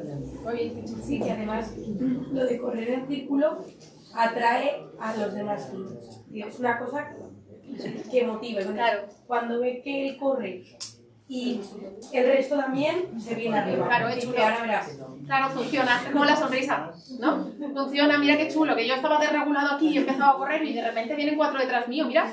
¿No? Me encanta. Claro, mola un montón. En ese caso, además, es una conducta funcional, ¿no? Igual ha empezado como no funcional, pero se convierte de repente en algo funcional. Es verdad que le va a valer un tiempo determinado y entonces hay que, ¿no?, ayudarle a transformarlo en otra cosa, pero está súper guay, es verdad. A las 10:30 en mi clase, cuando es la hora del patio, me pregunta, llegamos a un pacto que me pregunta 2 veces, ¿es la hora de almorzar? Digo, sí. Y me mira, ¿es la hora de almorzar? Sí. Y entonces almuerza. Se necesita 2 veces siempre. Rituales, pero tal cual, ¿eh? Además es que, claro, cuanto más nivel cognitivo tienen y más nivel lingüístico, son como más elaborados los rituales, porque que lo dice 2 veces. No lo dice ni 4, ni 1. No, empezó diciéndolo 10. Ah, Llegué al pacto de 2. O sea, lo reduje a 2, dije 2 veces. Una y te lo confirmo, ya. Claro, eso es muy importante, ¿eh? Porque es verdad que si no, se meten en el bucle y lo puedes repetir. Pero este va además unido, esa repetición, ¿no?, a nivel verbal, con una necesidad como de confirmación de que me anticipes qué es lo que va a continuar, qué es lo que va después, ¿no? Esa necesidad de anticipación que decíamos. Aquí entraría también esta parte de las ecolalias. Las ecolalias. De sonidos. ¿Qué, perdón? La reproducción de sonidos también, ¿no? Sí, la reproducción de sonidos. En ¿Ah, este sí? caso ves reproducir el mismo sonido que hace la lavadora centrifugal. Sí. Ajá, sí. Cuidado, ¿eh? Y además así. Y con movimiento. Claro. Y además sensorial también. Claro, es que además recibo a nivel sensorial toda la información, ¿no? Y encima eso, repito de una manera algo que he escuchado, en este caso la lavadora. Mira, sería una ecolalia. Sus intereses Restringidos totalmente, ¿no? Sería una ecolalia de la lavadora, ¿no? Yo había puesto ahí una ecolalia como muy típica de los niños chiquititos con TEA, la de ¿tienes pipí? El maestro o la madre le pregunta, o el padre le pregunta, ¿tienes pipí? Y el niño dice, ¿tienes pipí? ¿No? Lo repite exactamente igual, está así, se quiere ir al váter, pero lo repite exactamente igual. O sea, sí que ha entendido algo, ¿no? Aquí tiene que haber una ida y vuelta, pero no sé poner las palabras. Por eso una de las primeras pautas que se dan con los muy chiquititos, ¿no?, es lanzarle, o darle la instrucción tal y como queremos que la diga él, ¿no? En vez de decirle tienes pipí es, profe, quiero hacer pipí, ¿no? O quiero pipí, o quiero agua, o quiero, no es quieres agua, porque si no, cuando empieza el desarrollo del lenguaje, lo más fácil es que empiece diciéndolo, ¿no? Quieres pipí, quieres agua. Por eso una de las grandes preguntas que se hacen siempre en los test de los cuestionarios de cribado, así de detección de TEA, es, exacto, habla en tercera persona o habla de sí mismo utilizando su nombre. Es muy complicado de Exacto, el tuyo y yo. Claro, el yo es pero esto es verdad que, digo, si hay padres en la sala, esto con los niños chiquititos es normal, ¿no? Niños muy chiquititos, y además los padres también lo hacemos, ¿no? Que le dices al niño chiquitito, mamá se va a comprar, ¿no? Y hablamos como si fuésemos también, hablando de nosotros como en tercera persona, ¿no? Mamá se va a comprar y luego se queda en casa, ¿no? Luego ya lo transforman, obviamente, conforme van desarrollando, ¿no?, el lenguaje. Pero es verdad que en los nenes con TEA el tuyo y el yo es muy complicado, el mío, tuyo. No es que quiera que todo sea suyo, es que es difícil. Porque cuando yo digo, esto es mío, claro, el niño tiene que decir, esto es tuyo. Hostia, no, esto es mío. No sabemos qué hay que decir, ¿no? Entonces, si le damos al niño directamente la formulación verbal como queremos que lo diga él, ¿no? Claro, por eso al principio cuando son chiquititos es más fácil decirle, esto es de María, porque entonces verbaliza, esto es de María, y no lo metemos en el mío tuyo, es muy complicado, ¿no?, en ese sentido. Pero quiero ir a hacer pipi, o quiero agua, o quiero pipi, quiero jugar, quiero chocolate, quiero, ¿no?, lo que sea, la instrucción es al revés, que lo hagan en primera persona, se lo damos en primera persona para que la ecolalia la hagan en primera persona, ¿no? Las ecolalias pueden ser inmediatas o pueden ser diferidas. Inmediatas es en el momento, que es lo que estábamos diciendo, ¿no? Tienes pipi, exactamente igual. Y las ecolalias diferidas o demoradas, ¿no?, son a largo plazo. Es algo que han escuchado ayer, antes de ayer, la semana pasada, el mes pasado o cuando sea, y de repente, ¡cling!, lo reproducen, ¿no?, lo repiten en un contexto que se parece. A veces lo clavan perfectamente y otras veces casi. Os pongo un ejemplo. Una de mis niñas le fascinaba el cuento de los 3 cerditos y de Caperucita y el lobo y tal, y entonces luego tenía muy poco desarrollo del lenguaje, solo hablaba con ecolalias, y entonces cuando quería entrar a la habitación de su hermano mayor, tocaba la puerta y decía, ¡soy el lobo! No era un juego, es que era la estrategia para que le abriese o no le abriese la puerta, ¿no? Era la única manera que tenía. O verbalizaciones pues tipo de Peppa Pig, ¿no?, o de cualquiera de estos, de los dibujos animados. Puede ser que estén contextualizadas y que sean funcionales, como soy el lobo, ¿no?, que al final tengo una función, yo lo que quiero es comunicar que quiero entrar, ¿no?, estoy tocando la puerta. O pueden ser no contextualizadas, que es el niño que está cantando la patrulla canina todo el día, ¿no?, a diestro y siniestro por cualquier sitio. No tiene la intención que yo la cante con él, ni que juguemos juntos, sino que va un poco a modo de autoestimulación, ¿no?, a veces, con la retahíla. Por eso pueden ser dirigidas o no dirigidas, ¿no?, en ese sentido. El segundo, muy relacionado, y por eso os decía que qué difícil es cumplir 2 y no los demás, porque al final están todos muy ligados, ¿no?, entre ellos. Es la insistencia en la monotonía, excesiva inflexibilidad de rutinas o patrones ritualizados. Este sería, ¿no? 2 veces.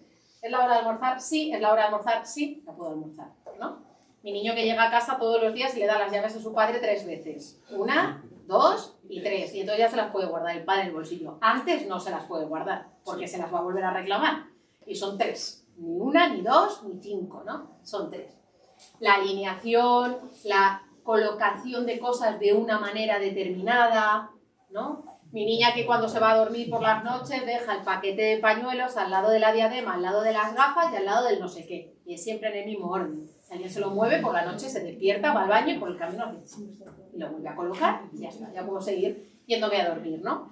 O Sheldon Cooper, siempre es pleno candidato a ejemplos, porque sería ese perfil de síndrome de Asperger, ¿no?, que era antes, y ahora sería lo que se asocia con un TEA nivel 1, que ahora luego vemos lo del TEA nivel 1, ¿vale?, que tiene todos los rituales habidos y por haber, ¿no? Si habéis visto una vez, ¿no?, Big Bang Theory, Dr. Penny, y si alguien se lo interrumpe, tiene que volver a empezar.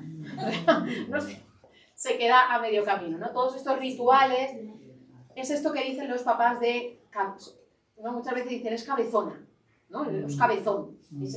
Es cabezón sí que es, ¿eh? No, las cosas tienen que ser como él diga, ¿no? Muchas veces es la verbalización. Es verdad que hay que diferenciar entre que es cabezón, porque es un niño y es cabezón, y quiere, ¿no?, conseguir cosas, obviamente, y cuando le crea angustia, ¿no?, el hecho de que las cosas no funcionen de esa manera. El otro son los intereses muy restringidos, ¿no?, que decíais, muy restringidos, fijos. A veces son llamativos o son atípicos en cuanto a la naturaleza del interés. Pues la lavadora obviamente es un interés que para nosotros, que conocemos mucho nenes con TEA, pues ya es algo como muy habitual, pero todos somos conscientes que, bueno, la lavadora para nosotros no tiene mucho interés. Bueno, igual nos quedamos ahí un poco relajados escuchando el ruido, pero ¿no?, es un interés que es llamativo para un nene, sobre todo pues un nene de 2, 3, 4 añitos, ¿no? Que está allí fijado dándole vueltas a la lavadora, al ventilador, ¿no? A cualquier cosa que dé vueltas en ese sentido. Sin embargo, otras veces lo llamativo es la intensidad del interés, ¿no? Puede ser un interés que es típico, que no llame la atención por la naturaleza del interés en sí, pero sí por la intensidad del mismo. Ejemplo, me voy a las niñas con TEA, a nadie le llamaría la atención que a una niña de 4 o 5 añitos le fascinen los unicornios, ¿verdad que no? A nadie. Claro, si mis amigas no juegan a unicornios, no juego con ellas, prefiero quedarme sola jugando. Si la ropa no lleva unicornios, mi madre tiene que comprar un parche para ponerme el unicornio en la ropa. Y cuando sigo llevando las zapatillas que están rotas y reventadas, porque si no me compran unas que lleve unicornios, no consiento ponerme ninguna zapatilla, esto ya, ¿no? Ya hemos rozado, ya nos hemos pasado del límite, ¿no? Entonces el interés en sí no es llamativo por la naturaleza. A todo el mundo, cuando empecé dando clase era Frozen y tal, y pues la niña les fascinaba Frozen. Ya, y la niña que si no ve la película de Frozen no ve ninguna, ¿no? Ya nos pasamos a ese, ¿no? Es lo restrictivo. Por eso ahí la palabra restringido es verdad que últimamente se está utilizando menos, porque es verdad que son los intereses de cada niño y entonces restringido es como que... Pero es verdad que restringe el acceso a otros, ¿no? Ese es el punto de los intereses lo que resulta más llamativo. Los dinosaurios, los coches, los aviones, los metros, los trenes son como los grandes, ¿no? Los grandes intereses por excelencia, pero tenemos las torres de telecomunicaciones, las marcas de los móviles ahora, las piedras, las conchas, los animales del mar, ¿no? Y lo que tenemos miles de intereses en los niños. Tenemos niños que su interés restringido es aprender. Ojo, qué complicado se hace esto. Porque claro, su interés restringido es aprender. Entonces aprenden. ¿Qué dificultad tienen?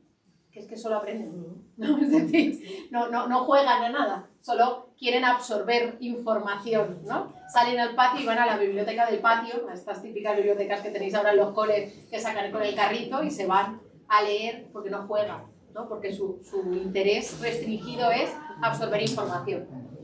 Esta es la última parte que decíamos dentro de los criterios, que era el procesamiento sensorial, ¿vale? Que es un poco esa hiper o hiporeactividad ante los estímulos sensoriales del entorno, de temperatura, textura, sonidos, ¿no? Todo eso que decía.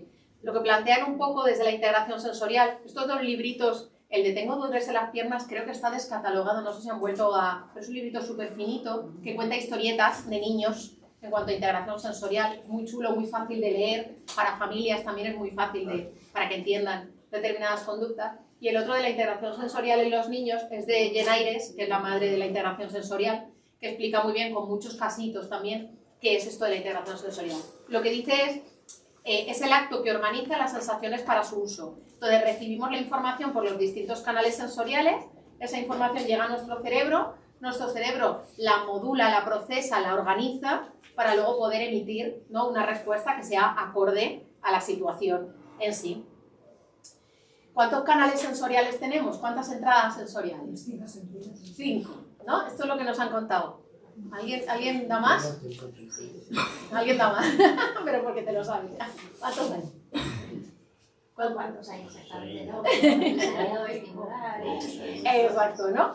No tenemos 5 solamente, tenemos por lo menos 8. ¿No? Los 5, vista, oído, gusto, olfato y tacto, que son los que nos enseñan en infantil y son los que nos hemos creído toda la vida. Y luego resulta, si os dais cuenta, yo no me puedo estar quieta. Yo estoy todo el rato y estoy para un lado o para el otro. Yo tengo balanceo, ¿no? Necesito moverme. Ese es mi propioceptivo y mi vestibular. El propioceptivo es el que me informa de en qué posición está mi cuerpo. Es decir, yo cierro los ojos y no me hace falta mirarme en un espejo para saber que estoy de pie ahora mismo. ¿Cómo sé que estoy de pie? ¿Cómo sabéis vosotros que estáis sentados? ¿Qué os informa? ¿Qué información?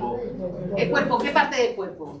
El culo, ¿no? Exacto. A vosotros la información, ¿no? La silla os informa el culo, que estáis sentados, la espalda, que estáis apoyados, los pies que están en el suelo, las piernas si los tenéis en 90 o si están cruzadas. Tú serías capaz de representar, ¿no? En una escultura exactamente cuál es tu posición del cuerpo en este momento, sin necesidad de mirarte a un espejo, ¿no? Este es el propioceptivo. Yo recibo toda esa información y mi cerebro es capaz de entender en qué posición estoy, ¿no? En la gravedad, en el entorno, ¿no? en el mundo. El vestibular está relacionado más con el movimiento. Es el que me dice cómo... Es el que me ayuda a procesar la información del movimiento. Yo no sé estarme quieta, cuando me han dicho, ¿estás sentada? No, yo no. Yo tengo que estar de pie, moviéndome para un lado, para el otro, las manos, porque necesito moverme. Si estoy quieta, me pongo nerviosa, o me pongo nervioso, desconecto, ¿no? Entonces, necesito ese movimiento. Si llevo mucho rato quieta, me vuelvo a mover. Es como, le doy pilas a mi cerebro para... El apellido. Totalmente. Pues no, porque mi padre es muy tranquilo. Pero sí, en el mío, en mi caso sí, ¿no? Entonces me da la información de qué cantidad de movimiento y cómo proceso esa información. Ese es mi sentido vestibular. Y luego el sentido visceral. El sentido visceral es el que me informa de cómo estoy yo por dentro. Si tengo hambre, si tengo ganas de ir al baño, si me duele algo, si tengo sueño. ¿Cómo van los niños con TEA de todo esto? Regular, ¿verdad? Porque el visceral pues no les acaba de dar la información, sí que se la da, pero cuando la tienen que interpretar y procesar en su cerebrito, no la están procesando de la manera adecuada. Y el vestibular y el propioceptivo, los niños con TEA, el movimiento, la necesidad de moverse, tu niño, ¿no? A nivel de texturas, de tacto, el niño que va arrastrando la mano por toda la pared, o que va tocando todo lo que tiene encima de la mesa. El nene que quiere el abrazo fuerte, y que lo tienes que abrazar muy fuerte. O el niño que tiene las costillas de estas clavándole, ¿no? En las costillas, ahí dentro. O no, o el niño que quiere las cosquillitas así. ¿No? Fijaros que la cuestión es que ese procesamiento de la información sensorial es diferente. Lo que no sabemos es cómo, ¿no? En cada caso, en cada niño, puede ser de una manera totalmente diferente. Un poco la idea es, si yo proceso la información, yo recibo la información por mis canales sensoriales y me llega al cerebro dentro de esa franja verde, de ese rango óptimo de procesamiento de la información, está todo ok, bien, como mis niños, bien, todo bien, lo proceso bien, no pasa nada. Pero hay veces que puedo procesar la información, nosotros también, cualquiera de nosotros, y ahora si queréis decimos casos, pero cualquiera de nosotros podemos recibir información como una agresión, por encima de lo que yo puedo soportar. ¿Alguien se marea en las montañas rusas? ¿En las nadie? Por probabilidad, me voy, da igual, en el autobús o en el tren cuando vais del revés, por ejemplo, ¿no? Muy bien, ¿no? Eso, vuestro sentido vestibular y mío también, ¿veis? Yo necesito moverme, pero controlar el movimiento, lo controlo yo. Vuestro sentido vestibular está recibiendo la información del movimiento por encima de ese rango óptimo. Lo estoy recibiendo como una agresión. No puedo gestionarme esa cantidad de información. Esto es más frecuente cuando nos vamos haciendo mayores. Esto también es verdad. Cuando somos más pequeños lo llevamos mejor. Y hay otras veces que nos pasa lo contrario. Bueno, perdón, en el hiper también, otro ejemplo también que suele ser muy fácil. ¿A alguien le molestan las texturas, suéteres de lana, suéteres de cuello vuelto, o cosas que aprieten, o gomas que aprieten, mallas, elásticos, ¿no? Cosas así? Pero nuestro sentido táctil y propioceptivo, en ese caso, está gestionándolo por encima. No estoy recibiéndolo como algo agresivo, necesito rechazar toda esta información. Y sin embargo, hay veces que lo recibo por debajo. Mi vestibular es hipo. Entonces necesito moverme, de vez en cuando me voy para aquí, me voy para allá, me muevo, necesito volver a cargar pilas. Yo proceso la información del movimiento por debajo de lo que toca, necesito buscar más movimiento. Este es tu niño el que da vueltas, ¿no? Es como yo si estoy quieto, no sé dónde estoy, no sé dónde está mi cuerpo, no sé en qué posición está. Es que siempre se ve usted la clase, se va a correr. Se le juntan las dos cosas. El ritual, ¿no? Que decíamos antes, el comportamiento repetitivo con además esa necesidad de movimiento sensorial, porque no le da por hacer así, no, necesita moverse, fuerte, ¿no? Sí. Ese es el niño del columpio. ¿No tenéis niños que se suben al columpio y están horas y horas y horas y horas y horas y los tenéis que bajar del columpio? Dices, ¿estás mareado? Da igual, no se marea, ¿no? Necesita, o en estos columpios del parque que dan vueltas, que tú te subes y no puedes y ellos están ahí dando vueltas. Ese vestibular procesa por debajo, ¿vale? Entonces necesita gestionar toda la información que sube. Una pregunta, ¿los que van de puntitas? Porque mi hija lo hacía, pequeña, iba siempre así. Probadlo vosotros. Sí, lo hacía, pero todo el rato, Si pero queréis no levantaros, se cansaba. probar. Iba todo el camino y va Claro. con las puntitas así, con las... Si voy de puntillas, tengo que ir buscando el equilibrio todo el rato. Voy así, y exacto. no podíamos, es que era así. Recibo mucha más información de movimiento a nivel vestibular, a nivel propioceptivo, Sí. porque mis pies estoy haciendo mucha más fuerza, estoy con una tensión en las piernas. Ahora no. Claro, normalmente, bueno, luego cada vez te cuesta más porque físicamente también te cuesta más, entonces es más fácil que luego vayan cayendo. Sí. Pero tenemos niños adolescentes, bueno, chavales adolescentes que siguen. Yo he visto todavía, me fijo, porque te vas fijando, chicos con 19 años que van de puntitas también. Y hay veces que igual Y van con los modifican, amigos, van normal, los ven normal, pero les ves y digo, mira, modifican las puntitas y a veces van así. sí, y otros caminan así, pero No, así. hay algunos que van todavía un poco, les queda de las puntitas, les mira. Y además a nivel visual, si yo voy de Sí. puntillas, se me va moviendo también la imagen, ¿no? Entonces estos niños que se ponen la mano delante de los ojos así y se autoestimulan visualmente, también si voy de puntillas recibo más información también O sea, con el que movimiento una cosa también de sensorial. Sí. Y mira que muchas veces, por lo que decías de que hay mucha información, esos niños acaban yendo al traumatólogo y al rehabilitador para ver si necesitan DAFO y férulas. Sí, no, y no puedes mirar Claro, pues sí, las pueden apoyar. plantillas, Claro, todo, sí, todo bien, sí. Sí. Totalmente. Sí. Esta... Una preguntita. Es... Ya es hora. Sí, ¿verdad? Sí. Pues, Quería decir una cosa, María, Sí. porque si no se me olvidará. Si os parece bien, es que lo que ha dicho María, a mí me han surgido ya muchas preguntas para hacerle a María. Después de estar escuchando, tengo muchas preguntas para hacer y que las quiero hacer. Entonces, como os habéis inscrito todos, me imagino que tengo el correo, os voy a enviar un formulario para que pongáis ahí todas las preguntas que tengáis. Entonces, si te las hacemos llegar, porque claro, yo no iba a hacer 10 preguntas aquí. Casi. no, pero Las eso sí, hacemos y exacto. yo las estructuras. Vale, ¿Vale? vale. Os pasaré un formulario para que lo podáis poner todas las preguntas que tengáis. Yo tengo muchas. Sí, y así voy modificando también.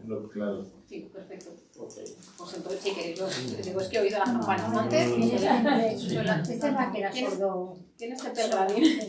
No, Tepelgradin es una... No sé decir la edad, pero vamos, los 80 los pasa, está entre los 80 y los 90 y tiene TEA de lo que antes se llamaba de alto funcionamiento. Ella es de Estados Unidos, es ingeniera agrícola, como algo así. No sé exactamente qué... Y ella es una de estas personas que os decía que cuenta muy bien, de hecho tiene muchos libros escritos, tiene Pensar en Imágenes, tiene... no recuerdo ahora cómo se llaman los otros, pero bueno, si quieres el próximo día os digo, tiene varios libros escritos. Hay una película suya también. Y ella dice que, y ella dio el visto bueno a la película, eso está muy guay, ¿no? Y dice que la representa muy bien. Dice Tepelgradin, nos he puesto ahí algunas de las cosillas. Ella dice cosas muy importantes a nivel sensorial y una de las cosas dice, por ejemplo, es que su oído es como un audífono que o lo enciende y le desbordan los sonidos o lo apaga y entonces claro, ignora el mundo que le rodea. Ella dice cosas como sus padres cuando la vestían de domingo y le ponían los leotardos y los pololos, ¿no? Y todas estas cosas por aquellos entonces, se ve que montaba unas garrafales, tenía unas rabietas, se tiraba al suelo, se arrancaba la ropa, ¿no? Y si sus padres hubiesen sido capaces de gestionarse a nivel sensorial, ¿no? De conocer que realmente lo que estaba teniendo era un rechazo hacia pues, los leotardos, los pololos y todas estas cosas, ¿no? Qué fácil hubiese sido entenderlo. Esta mujer es, por si habéis oído, es la que creó la máquina de abrazar, la máquina de los abrazos, ¿no? Ella, yo digo, es ingeniera agrícola, algo así, trabajaba, ¿no? En maquinaria de granjas. Con las vacas, ¿no? ¿Es esa de Sí, las sí, vacas? Exacto, sí, trabajaba en las granjas y hacía maquinaria y todo. Y ella se dio cuenta de que no podía soportar el contacto físico con otras personas y se dio cuenta de que era muy importante los abrazos con el entorno social. Entonces dijo, bueno, algo tengo que hacer y entonces se creó la máquina de los abrazos. Entonces se creó con una serie de maderas y unas poleas en la que se hizo su propia desensibilización sistemática, que diríamos los psicólogos, no casi. Entonces se tumbaba, giraba las poleas y aquello las maderas le presionaban por un lado, por el otro, por delante y por detrás. Cuando ya no soportaba más, soltaba, se levantaba, luego al día siguiente o cuando fuese, no ella consideraba, se volvía. Fijaros hasta qué punto se lo llevaba a lo sensorial puro y duro, porque realmente no es solo sensorial un abrazo, ¿no? Es y todo lo social y todo lo emocional, pero ya lo que no soportaba era lo sensorial, entonces era ver cómo me gestionaba todo esto. Esta mujer también cuenta muy bien lo del pensamiento visual y ella dice cosas como, cuando alguien me dice que tiene un gato, pasan por mi cabeza todos y cada uno de los gatos que conozco. De manera que esa persona tiene que tener uno de esos gatos, ¿no? Si luego resulta que el gato de esa persona es naranja y en mi cabeza no había ningún gato naranja, no tiene un gato, ¿no? Tiene otra cosa, pero no tiene un gato, ¿no? O luego, bueno, eso lo entiendo, ¿vale? Tiene 4 patas, tiene cola, tiene tal, y entonces me lo grabo, ¿no? En mi cabeza. Entonces ella cuenta tanto la parte del procesamiento visual como toda la parte del procesamiento sensorial, ¿no? Lo describe muy bien, tanto en la peli como en los libros. Os lo dejo ahí porque luego nada, lo que nos quedaba de criterios de TEA son 2 cosillas que el próximo, ¿vale? El jueves lo retomamos y... Las personas que tienen, por ejemplo, que no pueden ver una cosa toda rayada, que primero es normal, o con puntos, que todo eso le marea, también tiene algún problema de estos, ¿sabes? Pues primero hay que descartar algo oftalmológico y si no hay nada oftalmológico, entonces habría que... Son altamente sensibles, porque esta persona que yo conozco, ella lo achaca todo que soy altamente sensible. Claro, si lo de altamente sensible es un diagnóstico que existir no existe, o sea, claro, existir no existe, entonces primero habría que descartar algo que o de optometría a nivel de percepción visual, claro. Antes diría